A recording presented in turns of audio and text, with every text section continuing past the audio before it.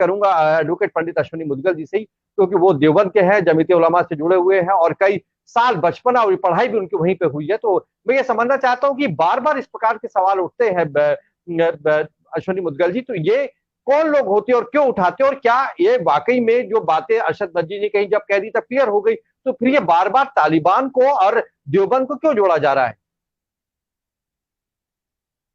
तुझसे बिछड़ के हम भी मुकद्दर के हो गए,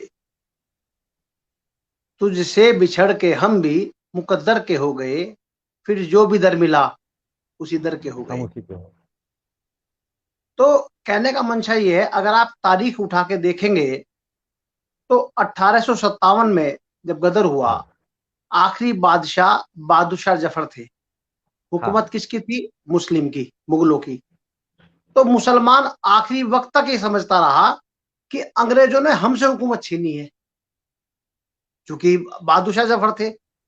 तो उस टाइम जब गदर हुआ तो 40,000 मौलवी, उनकी गर्दनें कट गई और उन्हें पेड़ों पर टांग दिया गया।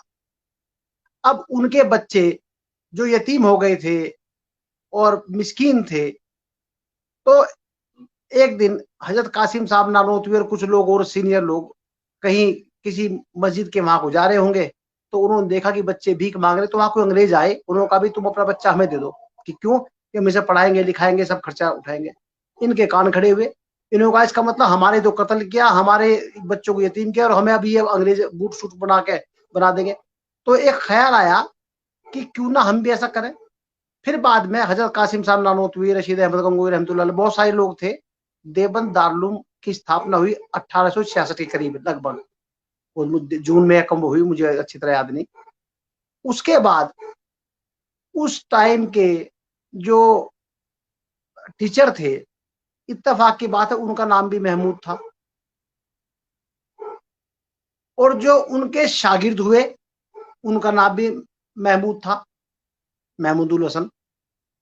तो ये जो देवबंदी महमूदुल हसन साहब थे,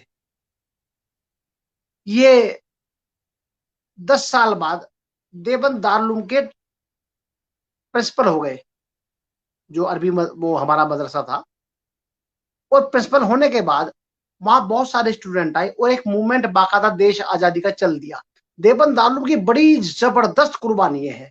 रेशमी रुमाल की तहरीक, चूंकि लोग तो जानते नहीं कि रेशमी रुमाल क्या था, उसकी तहरीक क्या थी, ओबेदुल्ला सिंधी कौन थे, हामिदुल्ला गाजी कौन थे, मोहम्मद मियां अंसारी कौन थे। उन्हें लोगों को चूंकि मुस्लिमों का अपना मामला है कि वो बेचारे अपना प्रचार प्रसार कर ही नहीं पाते, बता ही नहीं पाते अपनी बात को, कि भाई शाहनवाज मिर्जा महमूद कौन थे, मीर नवाब का जो कौन थे। तो उसी टाइम में अब आबिदुल्ला सिंधी एक सरदार परिवार से आए थे और जो बड़े प्रभावित थे, वो दारुल में आए। उनकी और इनकी ऐसी अंडरस्टैंडिंग हुई महमूदुल हसन साहब की, इन्हें उस टाइम शेखुल हिंद, पूरे हिंदुस्तान का शेख, शेख गुरु के मायने में आता है, शेखुल हिंद का खिताब था। और दोनों गुरु चेलों का ऐसा सिस्टम बैठा कि पूरी दुनिया में तहलका इन्होंने मचा दिया।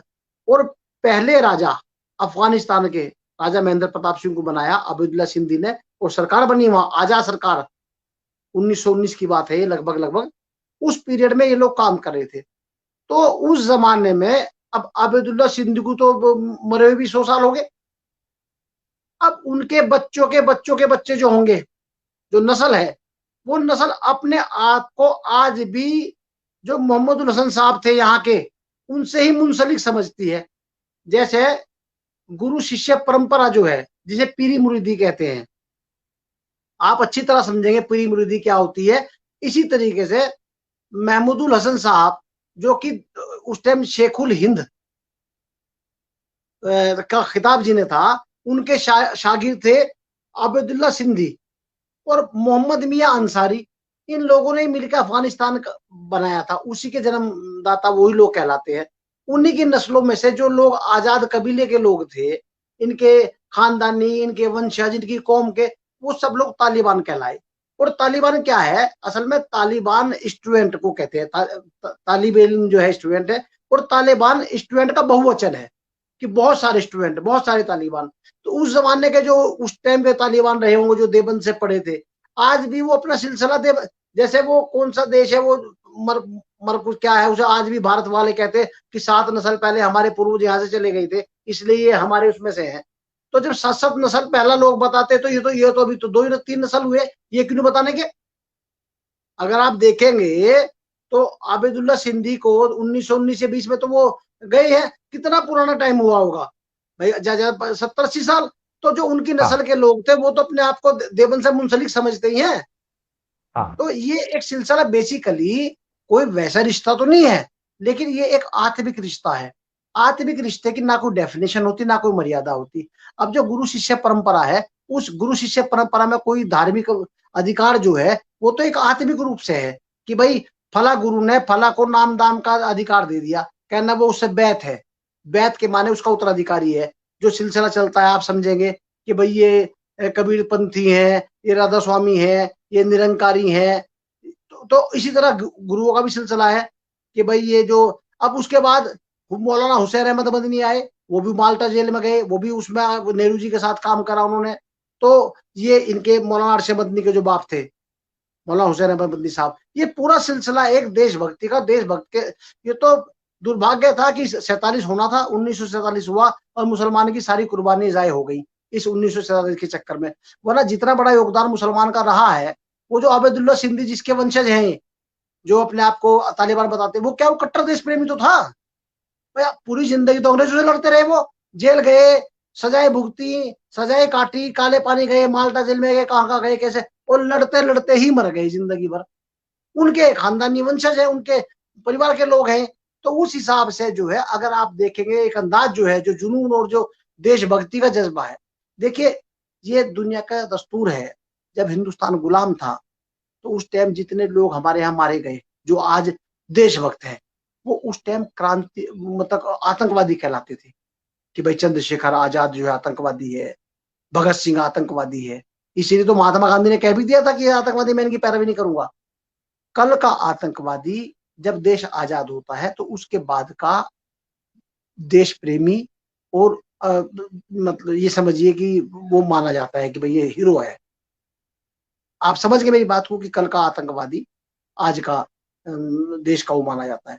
इसी तरीके से जब ये तालिबान लड़ रहे थे, जो तालिबान उस टाइम जब इनकी अफगानों की सरकार थी तो वो आतंकवादी था। अब कब्जा कर लिया तालिबानों ने, अब वही आतंकवादी जो है वही देश प्रेमी कहलावेंगे जब लिस्टें बनेंगी कि भाई इतने लोगों ने कुर्बानी दी है। ये तो दस्तूर रहा है भाई। पंजाब में खालिस्तान में जिस टाइम इतने हजारों पंजाब सरदार मरे, अगर खुदा ना खास्ता ईश्वर ना करे कभी पंजाब बन जाता अलग स्टेट अलग सूबा, तो वही तो देश प्रेमी होते जो जो मरे हैं। जज्बा तो उनका देश के लिए ही था ना।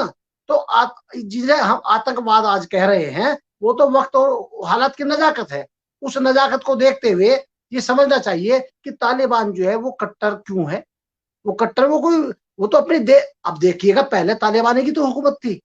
अमेरिका ने जिसे कब्जा किया था उस टाइम तालिबान जो था शुरू में, अब दोबारा फिर वो अपने आप आ गया। वो तो ताल की बात है, बीच में अफगान आ गए थे फिर तालिबान आ गए। लेकिन तालिबान का भारत के साथ तो हमेशा मधुर रिश्ता रहा है, भारत को तो हमेशा सपोर्ट करता रहा तालिबान। और दूसरी बात यह है कि तालिबान अब लोग कह रहे हैं इनने तो औरतें कब्जा कर ली फला कर ली। अरे भाई तेरे देश की करी हो तो बता, उनका अपना मामला है क्या नहीं है वो क्या जाने, हमें क्या पता। हमारे देश का तो मामला ठीक है। अब कहे कि वहां बसी जाना है या जगपड़ी जाना है, पर जो आदमी हमारे लिए सही है वो दुनिया के लिए कैसा, हमें क्या मतलब है, हमें तो अपने आप से मतलब है। हमारे मामले में जितना भी तालिबान के बड़े पूर्वज थे वो सपोर्टर रहे थे, और आज भी उनका कोई ऐसा इतिहास हमें मिलता नहीं है कि जो डायरेक्ट भारत को कोई बात कही हो। अभी भी जो 150 के करीब लोग आए थे भारत से, वहां से आए अफगानिस्तान से, तो उन्हें छोड़ने के लिए तालिबान बाहिफाजत छोड़ के गए। अब उन्हें भी लोगों ने कह दिया कि ये तो डर की वजह से छोड़ के जा रहे। अरे भाई तुम ना सीधी लिए पढ़ो ना उल्टी लिए पढ़ो, अगर छोड़ के ना जाते तो आप कहते देखा तालिबान छोड़ के भी नहीं गए, ये तो इतने हरामी है। और अब अगर उन्होंने छोड़ के गए, कहना तो डर की वजह से छोड़ के गए, हम ताकतवर है ना, मोदी उन्हें मार देगा अगर नहीं छोड़, वो अपनी तारीफ ही करनी अपने मुंह से। अब इसका तो दुनिया में कोई इलाज है ही नहीं। ठीक है, तो कुल मिला के नॉन सेंस का कोई वो मामला नहीं है। मैं इसलिए ये बात बताना चाह रहा हूँ, आप आज मुझे थोड़ा सा टाइम में इसलिए ज्यादा आपसे लिया है कि लोग बाग इस गलत छवि को सही समझे। मैं अहले ब्राह्मण हूँ, ब्राह्मण ज्यादा हूँ, पंडित हूँ, और ब्राह्मण समाज का राष्ट्रीय अध्यक्ष भी हूँ। जीवन, हाँ मेरे बिल्कुल। वालिद देवबंद में इंस्पेक्टर थे पुलिस में, तो मेरा हाँ बचपन से ही आना जाना देवबंद तालुक में रहा है। इसलिए हाँ मुफ्ती महमूद हसन साहब गंगोई रहमतुल्लाह अलैह, उनकी गोद में मेरा बचपना गुजरा। मौलाना अरशद मदनी और इनके बड़े भाई मौलाना असद मदनी, उनकी गोद में उनकी जमातें, वो बचपन से हम आए जाया करते थे। तो जितना बारीकी से हम लोग कह सकते हैं, जब वहां सन बिल्कुल। 92 हुआ, सन 92 में, अब हम तो चूंकि उस टाइम लीडर थे, नेता थे, हमने कहा कोई भी को खुंदक ना निकाल ले, गोली गाली मार दे, हमारे 92 में फसाद हो गया था। हाँ तो मेरे मामा सीओ के यहाँ थे उस टाइम, देवबंद में ही, वो उसके स्टेनो थे। तो मैं उनके यहाँ चला गया। तो मेरी माँ को जब कहा कि भाई आप इधर चले जाओ, हमारा अकेला घर पंडितों का, पठानों के बीच में है, सारे पठान थे वहां, तो हिंदू कोई था ही नहीं हमारे अलावा। मेरी माँ ने कहा कि मैं तो मरूंगी, कुछ भी होगी, नहीं रहूंगी। तो हमसे ज्यादा खैर उन्हीं ठीक है। लोगों ने रखा वहां। अब वो तो अपने बहुत अच्छी रंजिशें बात हैं है। कि मार तो कोई किसी को किसी रंजिश में रहा है ना, इल्जाम और उसका। अभी लोग बाग जो है, चूंकि पहले भाजपा को जरूरत थी एक पॉलिटिकल रावण की, वो पॉलिटिकल रावण जी। उस टाइम का था मुसलमान। अरे एक हो जाओ वरना मुसलमान मार देगा, अरे एक, हाँ। अरे भाई 1000 साल जी। मुगलों की हुकूमत रही। जब 1000 साल की मुगलों की हुकूमत में हिंदू मारा नहीं गया, अब कौन सा मार देगा, कैसे मार देगा? आप 80% है, वे बीस ठीक है। परसेंट है 20 भी नहीं बल्कि 15% हाँ है।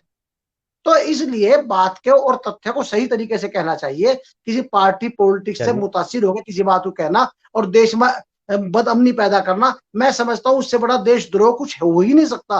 वो लोग देशद्रोही हैं जो चलिए। बात को गलत तरीके से पेश करते हैं, गलत तरीके से कहते हैं। और मैं ऐसे लोगों की घोर बर्दाश्त करता हूं। मैं इस तरह के लोगों के लिए ये सुझाव देता ठीक हूं है। कि अगर देश है हाँ। तो हम हैं, और देश ही नहीं तो हम कहां रहेंगे।